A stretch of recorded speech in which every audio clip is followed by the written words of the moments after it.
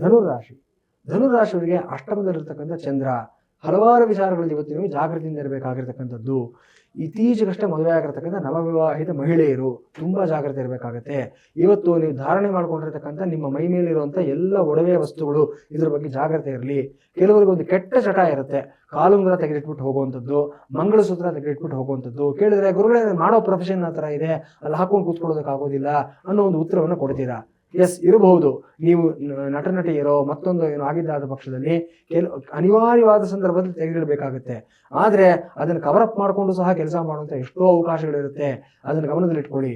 ತೀರಾ ತೆಗೆದಿಡಲೇಬೇಕಾದ ಅನಿವಾರ್ಯ ಸಂದರ್ಭ ಬಂತು ಅಂತಂದ್ರೆ ಒಂದು ಅರಿಶಿಣದ ದಾರ ಕಟ್ಕೊಂಡು ಹೋಗೋದನ್ನು ಮರಿಬೇಡಿ. ಇವತ್ತು ಬೋಳು ಕತ್ತಿನಲ್ಲಿ ಖಾಲಿ ಕೈನಲ್ಲಿ ಹೊರಗಡೆ ಹೋಗಿದ್ದಾದಲ್ಲಿ ಸಮಸ್ಯೆಗಳನ್ನು ನೀವಾಗಲೇ ತಂದುಕೊಡ್ತೀರಾ. ಹಾಗಾಗಿ ನಿಮ್ಮ ಮುತ್ತೈದೆತನ, ನಿಮ್ಮ ಸುಮಂಗಲಿ ಭಾವ ಏನಿದೆ ಅದನ್ನು ಇವತ್ತು ತುಂಬುತನದಲ್ಲಿ ಇಟ್ಕೊಂಡು ಹೊರಗಡೆ ಹೋಗಿ ಒಳ್ಳೆಯದಾಗುತ್ತೆ.